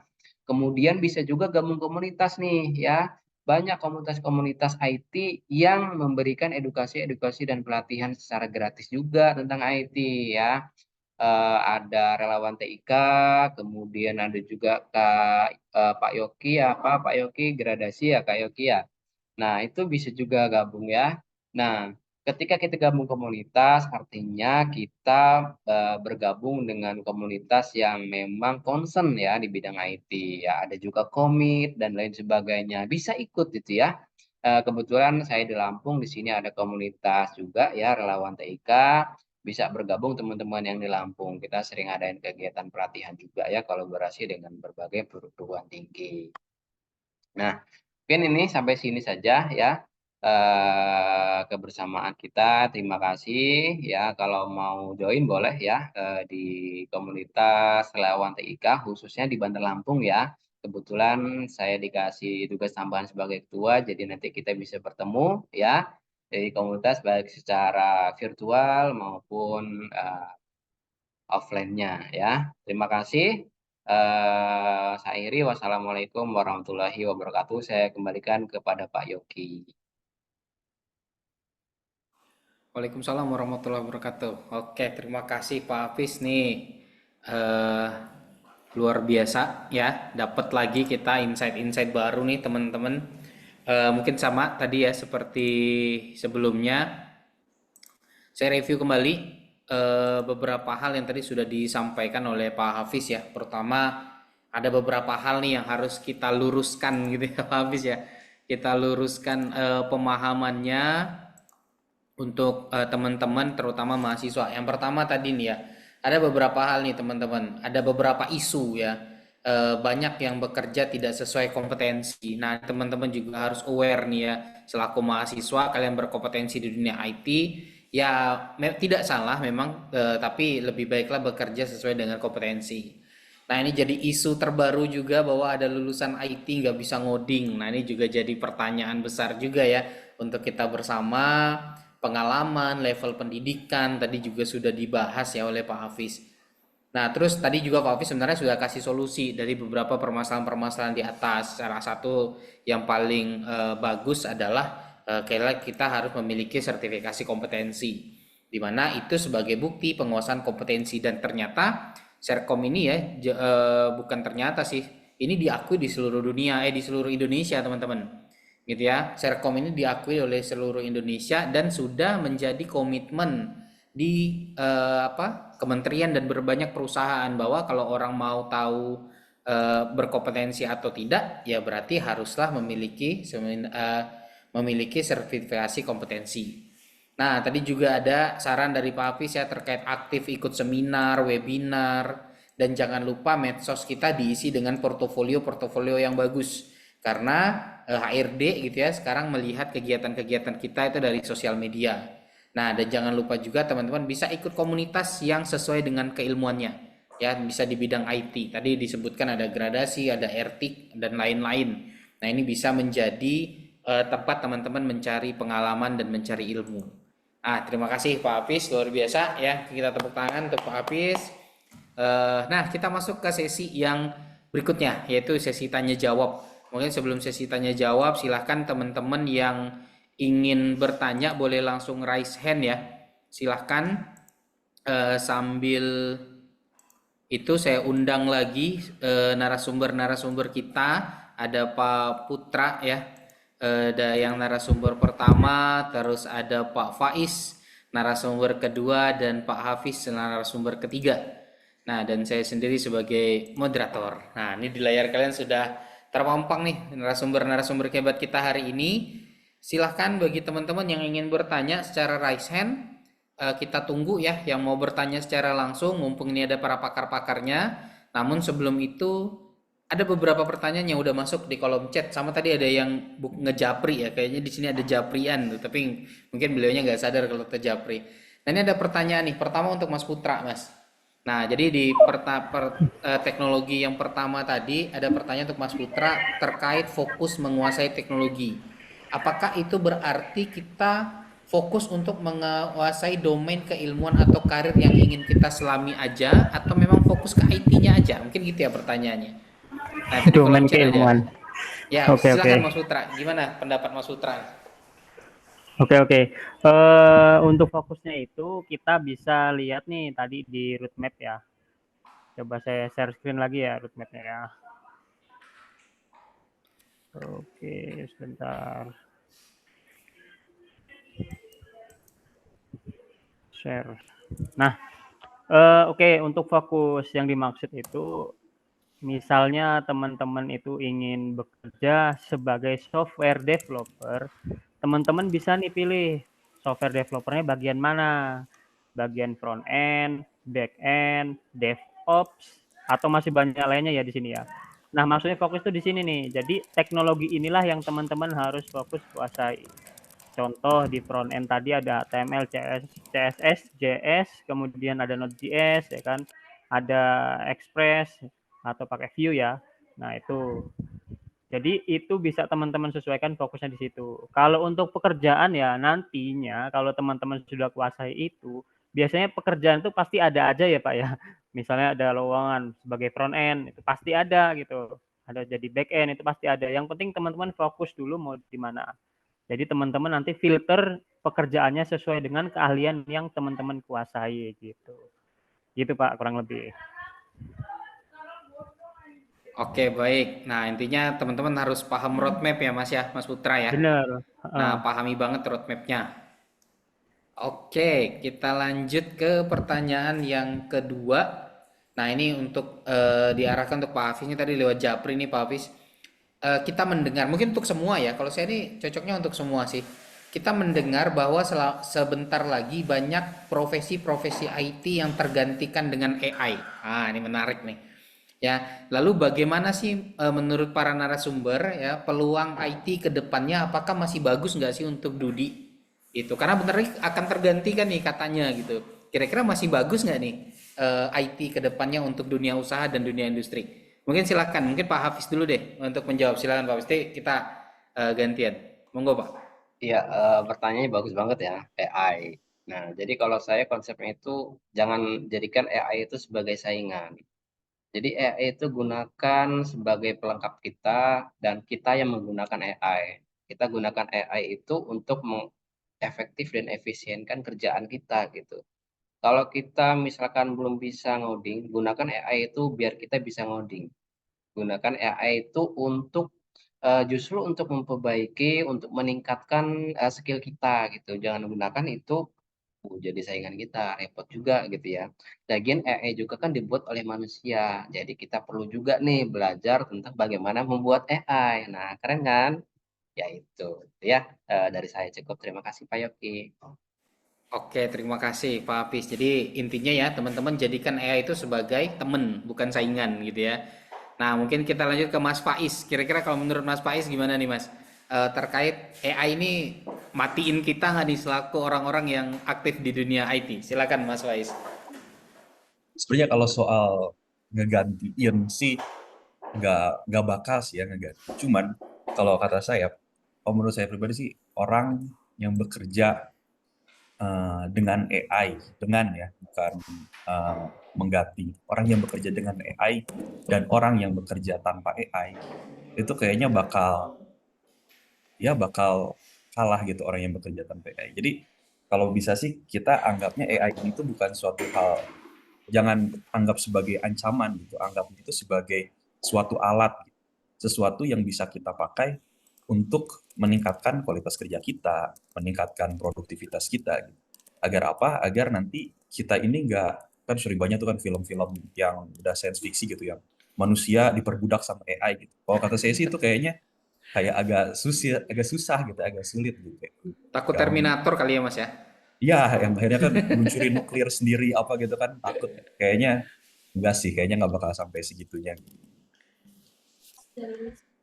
Oke, makasih Mas Faiz. Nah, jadi kalau intinya dari Mas Faiz, jangan takutlah teman-teman, itu nggak mungkin terjadi gitu ya, selama kita menjadikan teman tadi menurut Mas Hafiz. Nah, kita lanjut ke Mas Putra. Kalau saya lihat di profil Mas Putra, malah tadi udah ciptain aplikasi berbasis AI. Nah, itu Betul, berarti Mas. teman banget nih ya. Saya tadi baca Iya. profilnya sedikit. Nah, oke, silakan Mas Putra, gimana nih tanggapannya? Oke, jadi ada pertanyaan kalau AI itu bakal jadi musuh kita ya katanya, atau menggantikan pekerjaan kita. Ya kalau saya sih tergantung dari sudut pandang mana usernya itu ngelihat. Kalau usernya ngelihat dari sudut pandang yang tergantikan, ya mungkin bisa benar jawabannya, karena dia sudah pesimis ya kan, karena dia udah nyerah. Tapi kalau misalnya kita lihat dari sudut pandang orang yang optimis, itu benar kata bapak-bapak sebelumnya, AI itu yang buat manusia. Ya kenapa kita harus takut dengan apa yang dibuat oleh manusia gitu.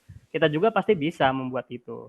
Contohnya untuk melawan AI sendiri kan otomatis kita harus buat AI lagi. Nah, kita harus berkreasi di situ ya kan.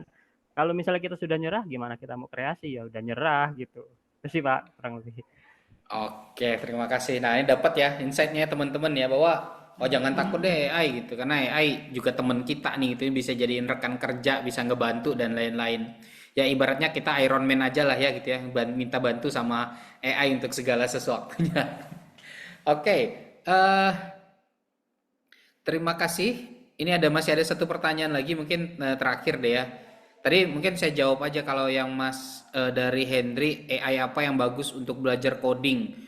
Nah, ini mungkin nanti boleh dibantu di kolom chat ya, Masnya. Kalau saya sih paling pakai Claude, Perplexity, ChatGPT, itu udah cukup deh untuk bantu banget gitu ya. Tapi mungkin ada yang selain itu, boleh minta bantu sama para narasumber untuk tuliskan di kolom chat. Nah, ini ada pertanyaan yang cukup menarik juga dari Mas Raden Nasriadi. Nah, jadi intinya Mas ini nih dulu kerja di ilmunya IT tapi lupa kayaknya ya. Langkah apa yang harus kita awali untuk bisa ngoding atau bekerja di bidang IT untuk jurusan komputer yang lupa atau bekerja yang tidak sesuai dengan pekerjaannya, misalnya di bidang administrasi. Nah, jadi intinya Mas Nasir minta tips dan trik dari para narasumber gimana caranya untuk yang lupa nih, kira-kira belajarnya harusnya gimana ya. Nah, seperti itu mungkin ya. Silakan mungkin Mas Putra, Mas Faiz dan Pak Hafiz. Silakan. Monggo siapa yang duluan lah, bebas deh. Pak Putra itu memang developer tuh. Oke, Mas Putra nih, Mas Putra. Silakan, Mas Putra. Aduh. Jadi pertanyaannya lupa ngoding ya, karena udah lama nggak berkecimpung gitu ya. Kurang lebih gitu ya Pak ya. Betul, betul. Ya sebenarnya kata kuncinya gini aja, kalau kita sudah pernah mempelajari suatu hal, itu akan lebih mudah mereview daripada kita belum pernah berkecimpung di bidang itu. Contohnya kalau misalnya lupa ngoding, dulu temennya itu ngodingnya pakai teknologi apa nih? Misalnya pakai teknologi Java. Nah, Java yang dulu dengan yang sekarang itu nggak jauh beda sebenarnya, masih stabil itu aja. Kecuali kalau misalnya dulu beliau ngoding pakai konsol, nah sekarang harus belajar ke GUI, nah itu mungkin akan ada effort yang lebih besar gitu. Intinya kalau ngoding itu jangan pernah berhenti untuk update di dokumentasi nih, sesuai dengan pertanyaan yang tadi, Mas, AI apa yang bagus buat belajar coding? Sebenarnya belajar coding itu langsung ke dokumentasinya aja. Kalau pakai AI nanti nambah bingung, karena AI itu banyak yang dibuat tidak real time ya kan. Pasti ada batasan waktu untuk dia belajarnya sampai kapan. Gitu sih Pak, kurang lebih. Oke, terima kasih Mas Putra. Tanggapannya Mas Faiz gimana, Mas Faiz? Betul betul Mas. Sama AI itu ya balik lagi ya kata saya, jangan didewakan gitu. AI juga bisa salah gitu ngasih codingan juga. Soalnya waktu saya juga kan pernah kan ngirim gitu kan, ini codingan nih yang salah apa gitu. Tapi malah kemana-mana gitu dia ngasih taunya gitu. Jadi emang bener balik lagi emang harus lihat ke dokumentasinya gitu kalau buat belajar. Oke, dokumentasi ya, dokumentasi dari yang udah ada. Kalau Pak Hafiz gimana Pak Hafiz tanggapannya terkait yang lupa nih? Iya, Silakan. ada peribahasa ya. Ala bisa karena biasa. Jadi ya memang bisa ngoding itu karena biasa ngoding gitu. Nggak bisa ngoding itu karena nggak biasa ngoding. Itu aja. Jadi kalau mau bisa ngoding ya pelan-pelan lagi belajar ngoding ya. Karena memang ya itu kembali kepada diri kita. Kalau misalkan kita sudah kerja di stable yang tidak membutuhkan ngoding ya nggak masalah, nggak bisa ngoding gitu. Kalau misalkan kita mahasiswa IT yang benar-benar nggak bisa ngoding ya harus belajar ngoding memang ya. Gitu. Mungkin itu saja Pak. Oke, baik. Terima kasih. Nah, ini udah ditanggapi ya, teman-teman ya. Mahasiswa terkait keraguan-keraguannya, mulai dari AI yang lupa ngoding gitu ya. Kalau saya sih lupa ya wajar ya Mas ya, tapi ya pastilah kita bisa inget-inget lagi gitu ya. Saya juga udah, mungkin kalau dibilang saya pribadi udah nggak berkecimpung di dunia coding lagi gitu, tapi kalau hanya sekedar untuk nginget-ngingetin masih inget lah kayaknya gitu ya. Tapi yang jelas kita nggak mungkin nggak bisa. Itu aja ya. Mungkin saya bantah dikit yang tadi tuh. Lulusan IT nggak bisa ngoding. Bukan nggak bisa ngoding saya rasa. Kurang latihan kalau menurut Pak Habis tadi. Kurang latihan sama kurang terbiasa aja. Nah biasain aja bikin project-project kecil gitu ya. Akhirnya akan lama-lama jadi terbiasa. Oke baik. Terima kasih ya para narasumber kita yang luar biasa hari ini. Oh nih satu lagi mau dijawab Mas Putra. Apakah bisa mahasiswa untuk belajar bahasa Java terutama NetBeans? Mungkin satu lagi deh ya, kita masih ada NetBeans. Oke, Ini siap-siap. cukup menakutkan nih kalau NetBeans zaman dulu berat banget ya kalau saya Mas Putra ya. Tapi nggak tahu Iya. sekarang nih ada. Silakan Mas Putra. Oke, untuk belajar Java terutama NetBeans. Oke, nah sekarang kalau Java itu larinya lebih ke arah Spring Boot sih, kayak service-service gitu untuk back end itu. Java ya sekarang larinya lebih ke arah sana, karena semua sekarang kan serba online. Kalau kita masih bersikukuh untuk belajar yang stand alone atau berdiri di device itu aja, susah kita untuk majunya. Kecuali kalau kita mau komparasi antara kita belajar stand alone untuk manajemen resource di device itu, kemudian kita harus belajar service API, kita bisa gitu untuk lebih maju ya ibaratnya gitu. Jadi kalau mau fokus Java bisa nih, saran saya ke Spring Boot. Java Spring Boot itu lagi hits juga nih zaman sekarang untuk bikin service. Itu sih Pak. Oke, terima kasih. Nah, udah dijawab ya Mas Ramadan Junior D bisa pakai tools yang lain ya. Saya juga kalau NetBeans dulu aduh kayaknya cukup berat ya, tapi pasti akan ada solusi-solusi lain. Oke, terima kasih teman-teman yang sudah mengajukan pertanyaan, yang sudah join ya. Kalau saya lihat tadi dari jam 9 itu ada sekitar 90-an orang. Wah, ini saya rasa kita akan mendapatkan banyak SDM IT yang berkualitas setelah ini nih Mas. Ya, semoga nanti hilang deh tuh keraguan-keraguan dari teman-teman gitu ya yang AI akan menggantikan, terus kita akan lebih semangat lagi belajar ngodingnya gitu ya karena sudah ada SDLC dan lain-lain. Tadi juga sudah dijelaskan bahwa profesi IT itu nggak selamanya ngoding juga, tapi jangan sampai nggak bisa ngoding. Nah ini jadi bahaya juga gitu ya. Ada network, ada UI UX gitu ya, dan lain-lain itu banyak sekali. Oke, mungkin sebagai penutup, oh ini ada dibagikan presensi ya. Berikut presensi webinar, silakan teman-teman yang mau mengisi presensi boleh, tapi jangan presensi dijadikan hal yang utama ya. Ini tetap ilmu dan insight wawasan yang didapat hari ini dijadikan utama. Mungkin terakhir untuk para narasumber kita saya minta closing statement aja ya dari para narasumber. Kira-kira apa sih pesan-pesan untuk teman-teman peluang dan tantangan mahasiswa IT di era society 5.0 ini ya 5.0 ini apa sih closing statementnya? Mungkin yang diawali dari pertama mungkin Pak Hafiz deh. Silakan Pak Hafiz. Ya, dari saya tadi itu ya, ala bisa karena biasa. Jadi kita mau jadi apa, biasakan lakukan itu ya. Itu dari saya.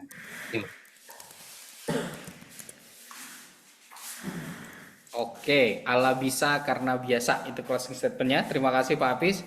Mas Faiz, kira-kira apa nih Mas closing statementnya untuk hari ini?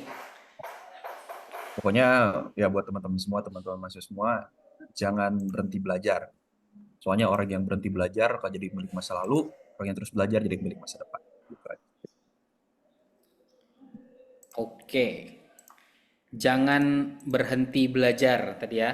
Kalau Pak Hafiz ala bisa karena biasa, Mas Faiz jangan berhenti belajar. Kita lanjut ke Mas Putra. Apa closing statementnya Mas Putra? Oke, kalau saya simpel aja. Di balik kesulitan pasti ada kemudahan. Jadi kalau temu error atau ada trouble, jangan nyerah, coba aja diulik. Pasti akan ada buah manis di masa depannya. Gitu. Oke, baik. Terima kasih Mas Putra, Mas Faiz, dan Mas Pak Hafiz ya. Tepuk tangan untuk para narasumber kita yang luar biasa hari ini. Udah ditupas tuntas semuanya. Saya ucapkan terima kasih juga untuk mahasiswa ataupun apa ya dibilang masyarakat kali ya. Masyarakat yang sudah bergabung.